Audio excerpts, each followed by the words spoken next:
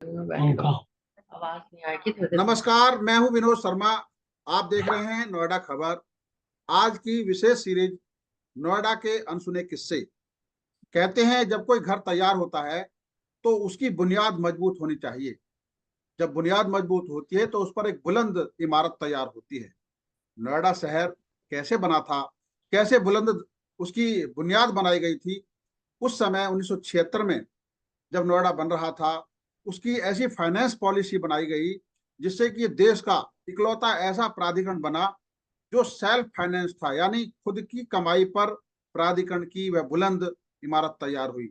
उस इमारत को तैयार करने वाले जो शिल्पी हुए, उनमें एक शिल्पी आज हमारे साथ हैं। उनका नाम है राम स्वरूप कालरा जी। वह नोएडा प्राधिकरण के फाइनेंस कंट्रोलर के पद तक पहुंचे थे और उन्होंने जो पॉलिसी उस समय बनाई, कैसी परिस्थितियों का सामना करना पड़ा, आज इस पर हम उनके साथ चर्चा करेंगे।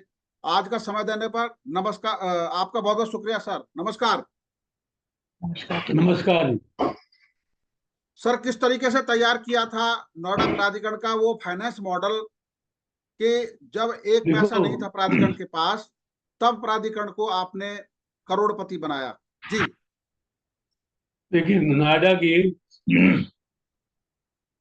जो सोर्सेज है इनकम की, जी वो 7 है। जी एज पर एक्ट 1976 का एक्ट जो है, जी यूपी इंडस्ट्रियल डेवलपमेंट एक्ट। जी। एक तो यह है कि जो हम प्रॉपर्टी बनाते हैं वो हाँ बेचते हैं, जी चाहे एक मुश्त में चाहे इंस्टॉलमेंट में, तो ये हम्म, तो एक प्रीमियम है। जी उसके बाद लीज रेंट होता है इसका, हाँ जी और जो पैसा नहीं दिया होता हम्म उसके ऊपर इंटरेस्ट होता है।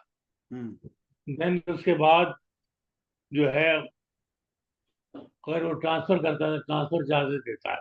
जी जी जी जी देन जो पैसा हमारे पास इकट्ठा होता है हम्म उसके ऊपर इंटरेस्ट कमाते हैं हम। जी तो इसके अलावा गवर्नमेंट से लोन या ग्रांट मिलती है। जी सातवां जो है वो है कि हम टैक्स लगा सकते हैं। जी जी जी टैक्स लगा सकते हैं हाँ जी जो एमिनिटीज टैक्स है, हाँ सेक्शन जी 9 के अंदर। हम्म अब इन 9 के लिए सारा बनाने के लिए हम्म मैंने एक पूरा प्लान बनाया, हम्म जिसको मैंने कहा कि कैपिटल बजट है।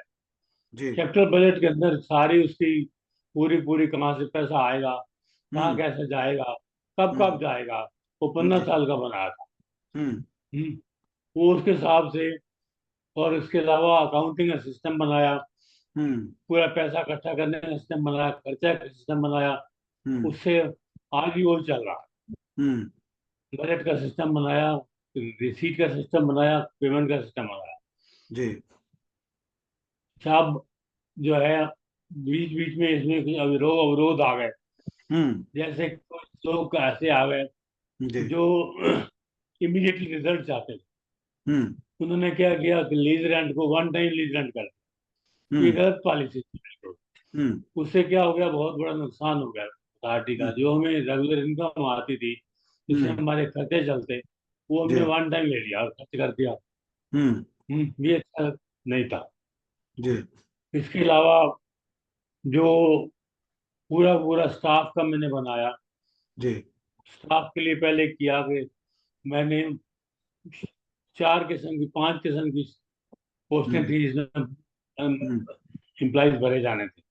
जी तो मैंने एक एक बीच में छोड़ के वो भरा, ताकि हम्म जो नेक्स्ट टाइम उनको प्रमोशन मिल जाए हम्म और आगे वो स्टैग्नेट ना हो।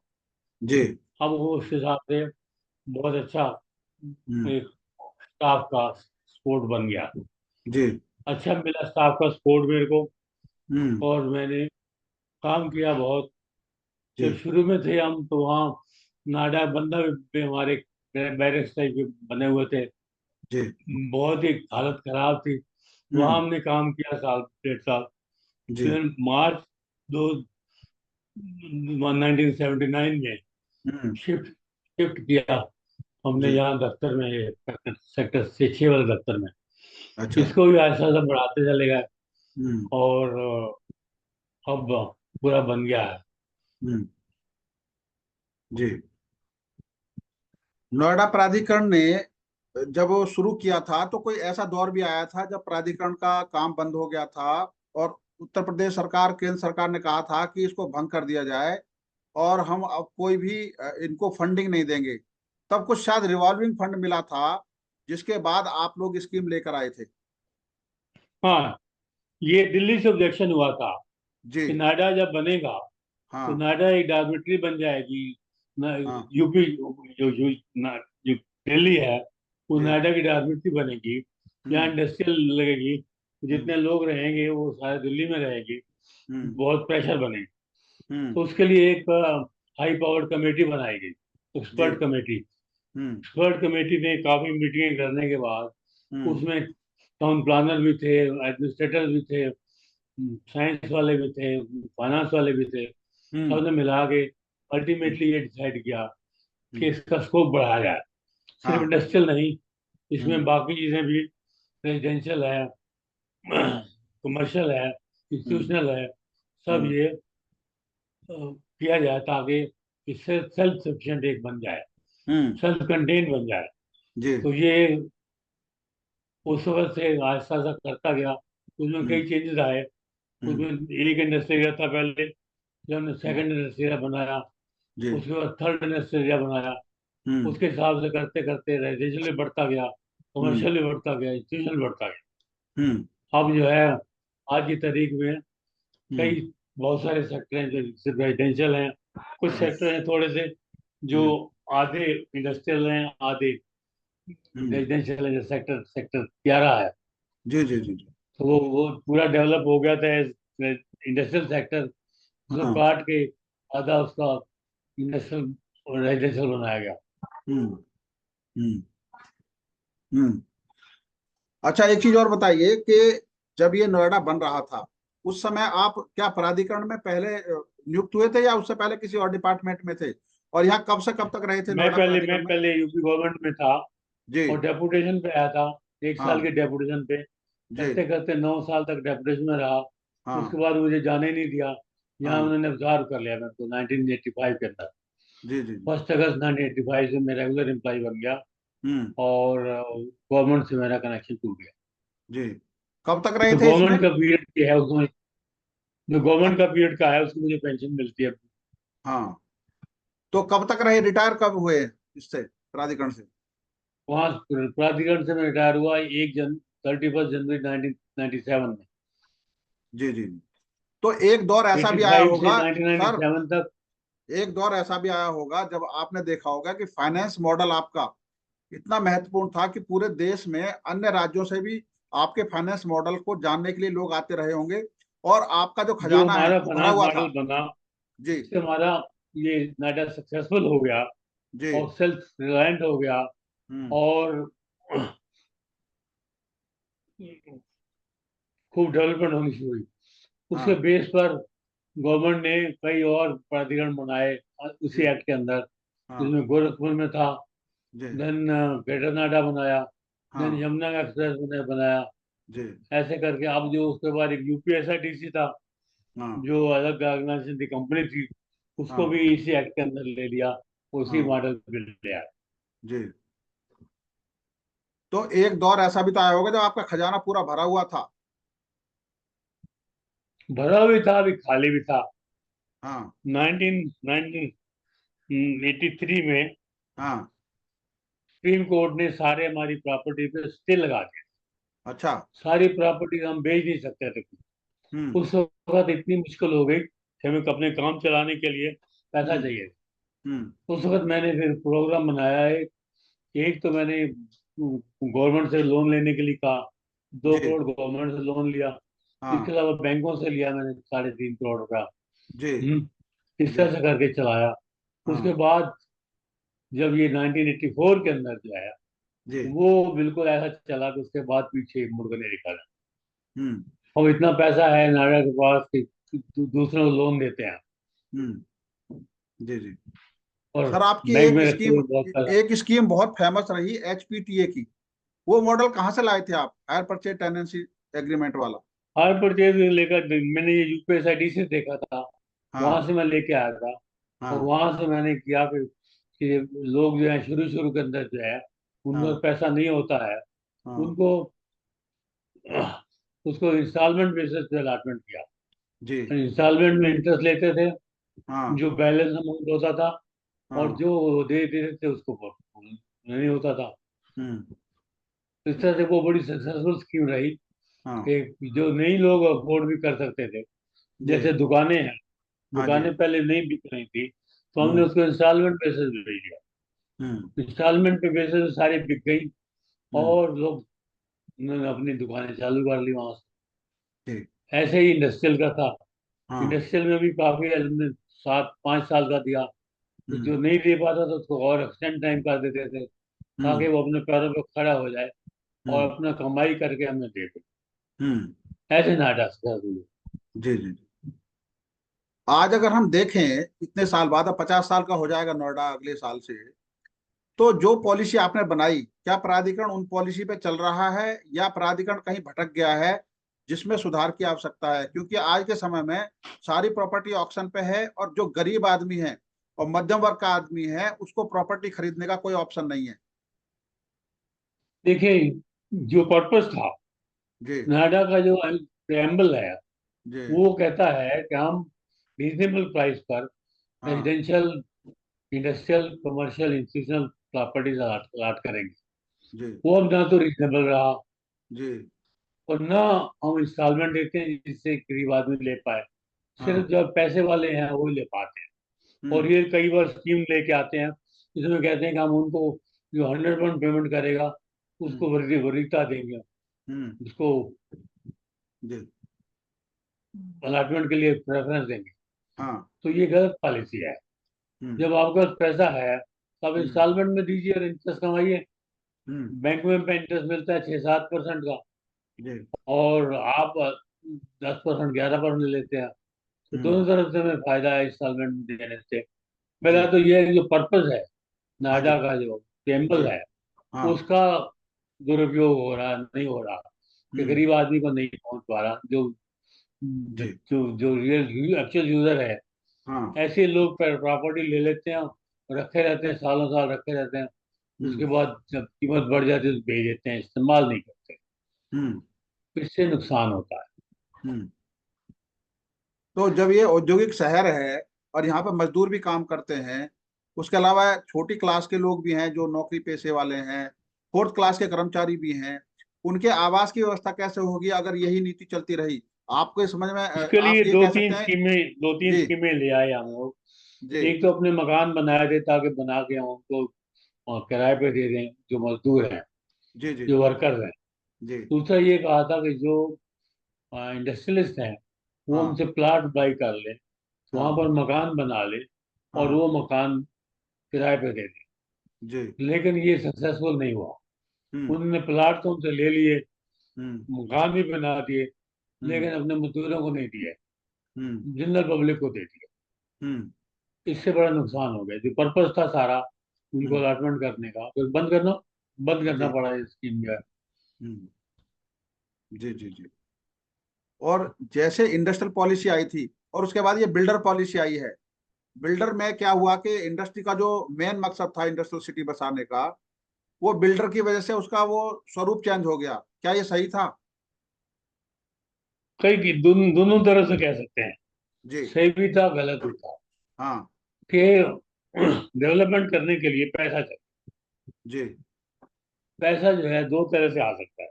हम्म या तो जो बनाने वाला है वो अपने पास से लाए, जी या जो खरीदार है उससे ले। हम्म तो जो बिल्डर वाला था उसके अंदर ये बिल्ट इन था कि वो हाँ प्लाट डेवलप हमसे लेंगे, उसको डेवलप करेंगे, मकान बनाएंगे और मकान को अलाट करेंगे, उनसे हम्म इंस्टॉलमेंट में पैसे ले लेंगे। जी अब हुआ गड़बड़ क्या कि उन्होंने पैसे तो ले लिए उनसे, ना हाँ मकान बनाए और ना उनको दिए। हाँ वो आज भी हजारों आदमी हैं जो मकान के बगैर अभी तक चल रहा है। जी ये गलत पॉलिसी जो है, पॉलिसी अच्छी थी, हाँ लेकिन इम्प्लीमेंटेशन ठीक नहीं हुआ। हम्म लालची लोग आ गए, बड़े बड़े बिल्डर्स आ गए, हम्म उन्होंने, उनको पता था कैसे हम्म गवर्नमेंट से फायदा लेना है, कैसे अथॉरिटी से फायदा जी लेना है, हम्म और वो उनको बेवकूफ बनाते रहे जो आर्टिस्ट थे। जी जी।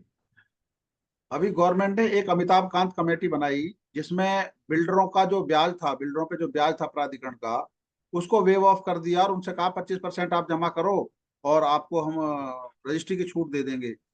तो जो ब्याज का नुकसान हुआ है या उसमें जो पॉलिसी मेकर्स उस समय के रहे होंगे, क्या जवाबदेही तय नहीं होनी चाहिए उनकी?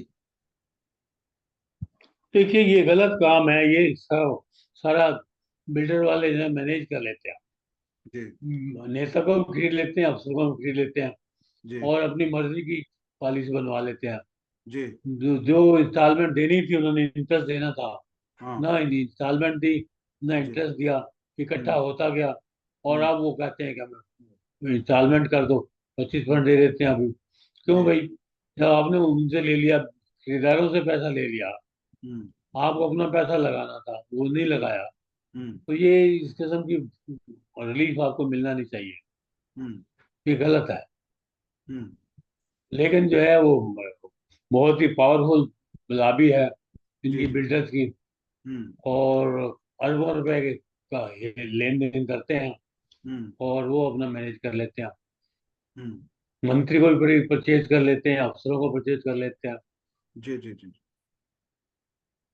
प्राधिकरण में सर एक बार 8,000 करोड़ तक का वो था फंड, और मैंने देखा था 1,200 करोड़ तक की एफडी थी, और आज के समय में वो सब घटता चला गया। आज की जो ये व्यवस्था खराब हुई है उसको सुधारने के लिए आप क्या कहना चाहेंगे? क्योंकि पहली बात है कि हुआ क्यों है? हाँ। हुआ ये कि हमारे, जैसे मैंने पहले बताया था, जी। 7 सोर्सेज ऑफ इनकम है हमारे। हाँ हाँ। उसमें से एक इनकम की सोर्स जो है वो हमारा अमेनिटीज टैक्स है। जी। हम अमेनिटीज प्रोवाइड कर रहे हैं, हम्म सड़कें बना रहे हैं, हम्म। स्ट्रीट लाइट दे रहे हैं, जी। सीवरेज दे रहे हैं, वाटर सप्लाई दे रहे हैं, हम्म लेकिन टैक्स नहीं ले रहे। हम्म। टैक्स के लिए ये कहते हैं कि ये टैक्स जो है लगाने के लिए इलेक्टेड बॉडी होनी चाहिए। हाँ। नोएडा इलेक्टेड बॉडी नहीं है, इसलिए टैक्स नहीं लगा सकती। हम्म इसके लिए एक मुकदमा हाई कोर्ट में हुआ हुआ है, वो हम्म 2012 से हुआ हुआ है, उसका कुछ नहीं चल नहीं रहा, हम्म लेकिन ये इसको लेके बैठे। हम्म। अगर मान लीजिए नहीं होता है, जी। आपको नहीं पावर है, तो स्टेट हम्म गवर्नमेंट आपको पास कर सकती है। हम्म। जब भी कोई कोई असेंबली भी होती है, वो प्रोरोग्ड होती है, तो जी। सेंट्रल गवर्नमेंट में उसका एक्ट पास होता है, बजट पास हो जाता है। तो ये हम्म वहाँ स्टेट गवर्नमेंट से पास करवा लें, उनसे टैक्स लगवा लें, हम्म। ताकि जितना आपका खर्चा कर रहा है वो आपका अमेनिटीज टैक्स के फॉर्म में आ जाए। जी। नंबर एक। नंबर दो, जो मैंने कहा है कि हाँ। इंस्टॉलमेंट में अलॉटमेंट करना चाहिए। हम्म इंस्टॉलमेंट में अलॉटमेंट करेंगे तो हम्म आपको 11-12% का इंटरेस्ट मिलेगा। तो हम्म डिफॉल्ट करेगा 13-15% मिलेगा। अब हम्म आप कमा रहे हैं सिर्फ 7 से 7% का, हम्म तो ये नुकसान हो रहा हम्म। जी। लेकिन इसको संभालने के लिए क्या आपका सुझाव यह कि एचपीटीए की पॉलिसी दोबारा से लागू होनी चाहिए, और किस्तों पे प्रॉपर्टी का अलॉटमेंट होना चाहिए, चाहे दुकानें हैं चाहे मकान है चाहे वो इंडस्ट्री है? है। देखिए नोएडा नोएडा ने सर्वे तो कराए, जी लेकिन अभी मेरे मकान के सामने जी। 2 प्लाट खाली पड़े। हाँ। 2005 में बाकी प्लाट अलॉट हुए थे, 2005 से आज 25 होने जा रहा है, जी। 20 साल 19 साल हो गए, हाँ। लेकिन ये प्लाट खाली पड़े। हम्म। इनसे क्या अथॉरिटी का अलॉटमेंट होगा? प्लाट इसको कैंसिल करो और ऑक्शन कर दो, जी। उससे इनकम आएगी। ऐसे बहुत सारे प्लाट पड़े हैं, हम्म चाहे इंडस्ट्रियल के हों चाहे हम्म। रेजिडेंशियल के हों। जी। इसके अलावा इंडस्ट्रियल में जो इंडस्ट्री नहीं चला रहा है, हाँ। उसका अलॉटमेंट अलॉटमेंट आप जो है आपने एग्रीमेंट किया है जी। उसमें कैंसिल कर सकते हो। वो हम्म कैंसिल करके नई अलॉटमेंट करो, एक तो इंडस्ट्री लगेगी, हम्म दूसरा ये आपको पैसा आएगा। हम्म। ये दो बहुत सोर्स, तीन मैंने बता दिए सोर्स ऑफ इनकम जो है, इसे जी। कर लें तो माला माल होता है। हम्म। बिल्कुल बिल्कुल। अच्छा सर, आपको याद होगा सेक्टर 8-9 की जो झुग्गियां पड़ी हैं, इसमें क्या प्लानिंग होनी थी, और वो कैसे झुग्गियों के जगह पे मकान भी देने थे, लेकिन उस पर कोई काम हो नहीं पाया। बीच में कुछ फ्लैट व्लैट बने थे कहाँ लेकिन वो पर? उतने नहीं थे। जी। सेक्टर कौन सा? 8-9 है ना झुग्गिया, जो 8-9-10 का जो एरिया है, जो झुग्गी झोपड़ी वाला एरिया, जो हाई टेंशन लाइन के नीचे है, हाँ जी, वहाँ वहां कई पे। बार हटाते हैं, उसके बाद फिर वो बना लेते हैं, हाँ। उसके इस्तेमाल नहीं करते। जैसे हाँ हटाते हो उसे तो इमीडिएटली उससे पहले प्लान तैयार होना चाहिए आपका। और आप वहाँ पर इंडस्ट्री लगानी है, जी। और रेजिडेंशियल लगाना है, इंडस्ट्री कमर्शियल लगाना है, कमर्शियल लगाओ। हम्म।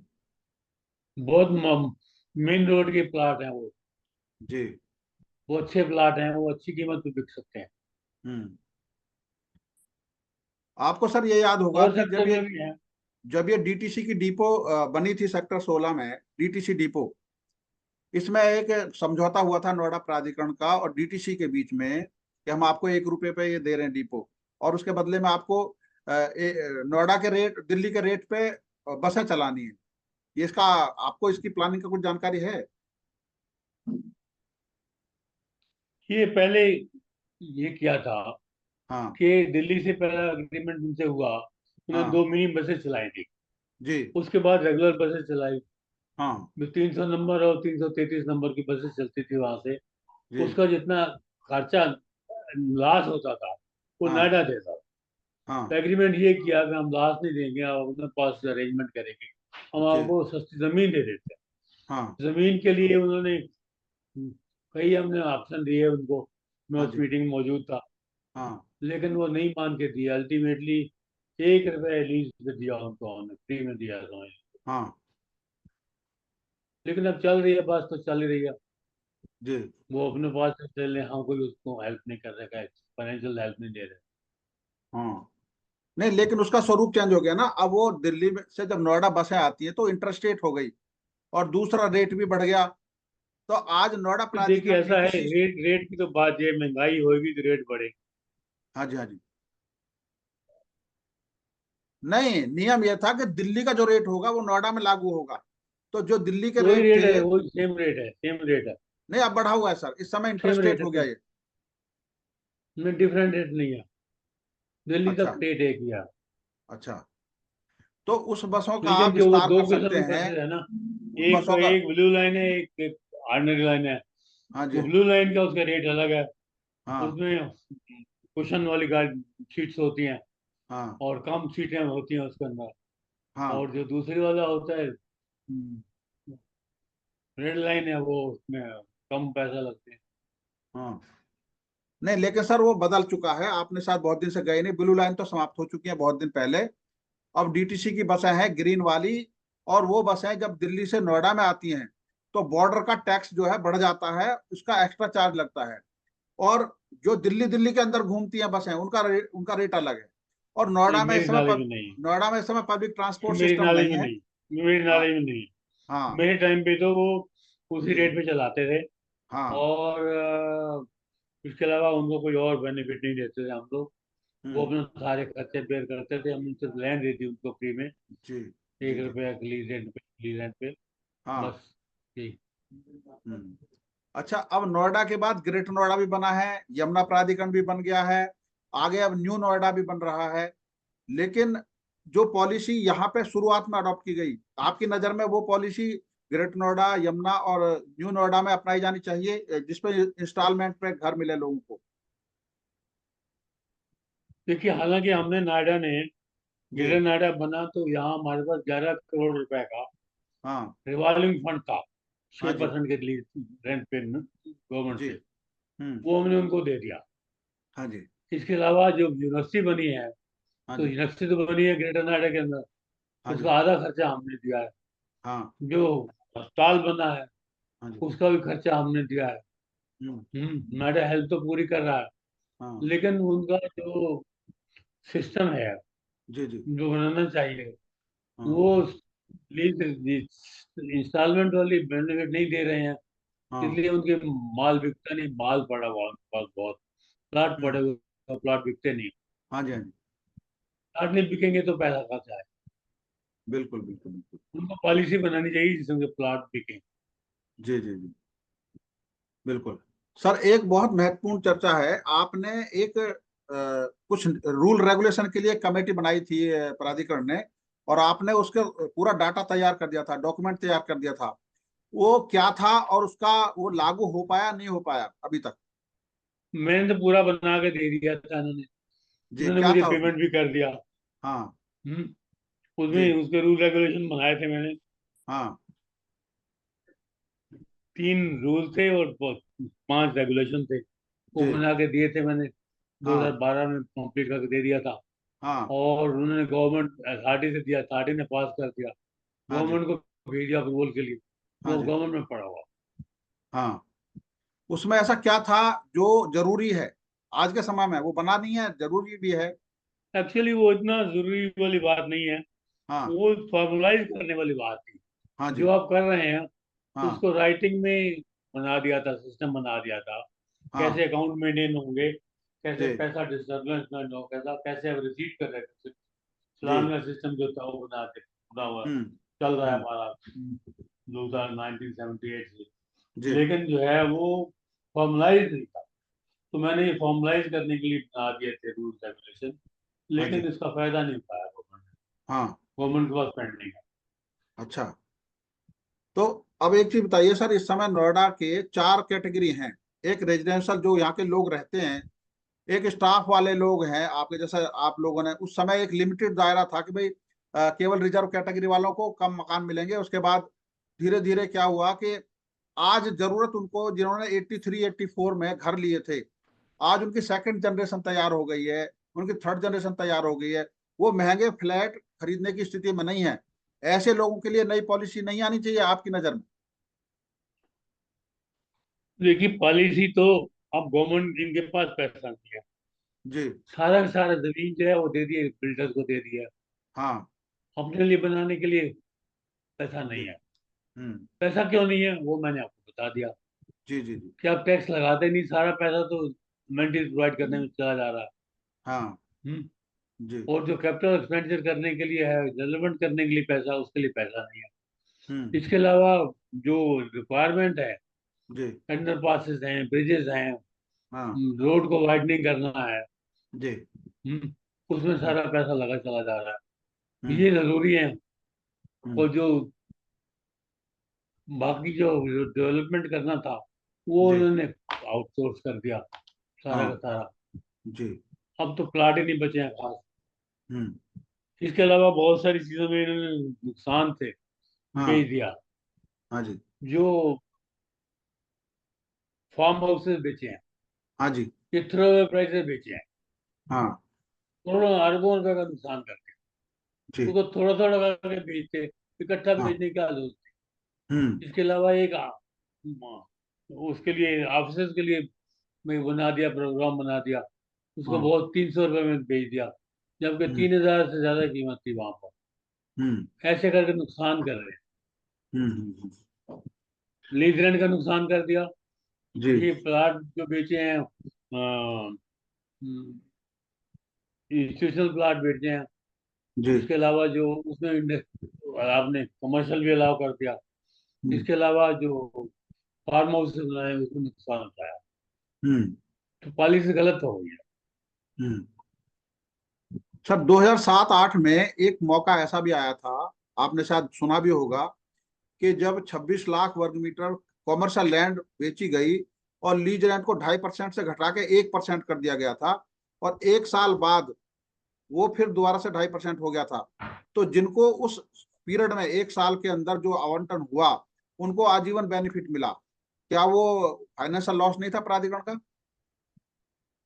कई लॉसेस हैं, एक थोड़ी है। वो जी तो पहले शुरू के अंदर जो लीज रेंट लगाया था 1% था, हाँ जी उसको कम कर दिया गया, पॉइंट हाँ 1% कर दिया सीधा ही। जी उसके बाद उसको वन टाइम पे कर दिया गया। हम्म इस किस्म के कई लोग आते हैं, हमारे अफसर आते हैं, आईएएस अफसर आ जाते हैं, जी जो चाहते हैं कि हमारे टाइम में सब कुछ हो जाए, हाँ रोड जी बन गई तो हमारे टाइम में बन जाए, चाहे हम्म जरूरत है या नहीं है, हाँ सीट लगनी है, जरूरत है या नहीं, मेरे टाइम में बन जाए, जी ताकि मेरा नाम हो जाए, मैंने ये कर। हम्म जी जी ये जी शॉर्ट साइटेड हाँ लोग आ जाते हैं, वो ये हम्म गड़बड़ करते हैं। हम्म पॉलिसी बनी हुई है, पॉलिसी के हिसाब से नहीं जाते, पॉलिसी हट के काम कर लेते हैं। हम्म हम्म। आपने इतने दिन तक काम किया सर नोएडा प्राधिकरण में, आपने बहुत सारे अधिकारियों के साथ काम किया, अब नोएडा को 50 साल होने जा रहे हैं। आप क्या समझते हैं कि नोएडा के सामने कौन सी चुनौतियां आएंगी अब, जिनसे निपटना है अधिकारियों को? अब चुनौती ये आएगी, सबसे बड़ी चुनौती आएगी। जी। अब जो आपका पैसा हाँ प्लाट या बेचने से मिलता था, जी। चाहे बिल्डर प्लाट थे, चाहे कमर्शियल प्लाट थे, चाहे इंडस्ट्रियल प्लाट थे, हाँ चाहे रेजिडेंशियल प्लाट थे, जी। वो अब खत्म हो गए। हाँ खत्म हो गए तो आपके पास क्या रह गया? जी। स्वाय ट्रांसफर चार्जेस के अलावा हम्म पहले जिन्होंने पेमेंट करनी थी उन्होंने कर दी, इंस्टॉलमेंट दे दी, उसको रेंटर्स दे दिया। हम्म अब सिर्फ ट्रांसफर चार्जेस रह जाएंगे। हम्म वो ट्रांसफर चार्जेस एक इनकम रह जाएगी बस, जी। उससे कुछ नहीं होगा। हम्म उससे एम्प्लॉइज की तनख्वाह तो निकल हम्म जाएगी, लेकिन ये जो आप अमेनिटीज प्रोवाइड कर रहे हैं ये नहीं हो सकती, ये बढ़ती जा रही है लोगों को। हम्म सड़क बनाते हैं तो सड़क को वाइडन करना पड़ता है, जी। सड़क की पेंटिंग होती है, हम्म स्ट्रीट लाइट की मेंटेनेंस होती है, देन हम्म सीवर के प्लांट बढ़ाने पड़ते हैं, हम्म देन वाटर सप्लाई को अपग्रेड करना पड़ता है।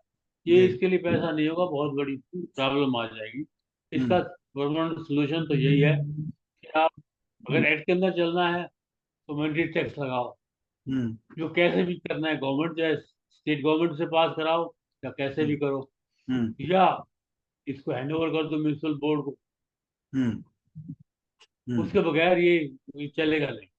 हम्म ये बहुत बड़ी चुनौती है। जी जी। तो आपकी नजर में प्राधिकरण को अब, क्योंकि समय आ गया है कि प्राधिकरण के पास अब प्रॉपर्टी तो बची नहीं, प्राधिकरण डेवलपमेंट के लिए बना था, डेवलपमेंट हो गया तो मेंटेनेंस अथॉरिटी का गठन किया जाना चाहिए ताकि एमिनिटी टैक्स भी ले और उसमें पब्लिक की बॉडी हो, पब्लिक का रिप्रेजेंटेशन हो। प्राधिकरण को दो पार्ट में बांट देना चाहिए। हाँ जी। एक तो डेवलपमेंट का काम करे, जी। दूसरा जो है वो मेंटेनेंस करे। हाँ जी। मेंटेनेंस वाला टैक्स लगाए, हम्म टैक्स से उसका पूरा पैसा लगे, जी। ताकि जो पैसा बाकी आपके पास है वो आपका डेवलपमेंट के लिए काम आए। हम्म डेवलपमेंट के लिए कोई खास बचा नहीं है। जी। हम्म बिल्कुल बिल्कुल। आपने सर नोएडा शहर के डेवलपमेंट को लेकर विस्तार से हमारे साथ चर्चा की और ये ऐतिहासिक तथ्य पूरी जनता के सामने आपने रखे हैं कि एक पॉलिसी किसी नए शहर को बसाने के लिए कैसे तैयार की जाती है और कैसे मशक्कत की जाती है और किस तरीके से आपने उनको आगे बढ़ाया और आने वाले समय की जो चुनौतियां हैं उनके प्रति आपने अधिकारियों को भी आगाह किया। साथ ही यह भी बताया कि प्राधिकरण अगर एचपीटीए की स्कीम लागू करता तो निरंतर उसको इनकम होती रहती, लेकिन एक मुश्त वन टाइम लीज रेंट लेके और वो इंस्टॉलमेंट वाली पॉलिसी बंद करके प्राधिकरण ने अपने आगे की प्रोग्रेस के दरवाजे बंद कर दिए। आपने समय दिया कालरा साहब, आपका बहुत बहुत धन्यवाद, आपने समय दिया इसके लिए। नमस्कार। धन्यवाद।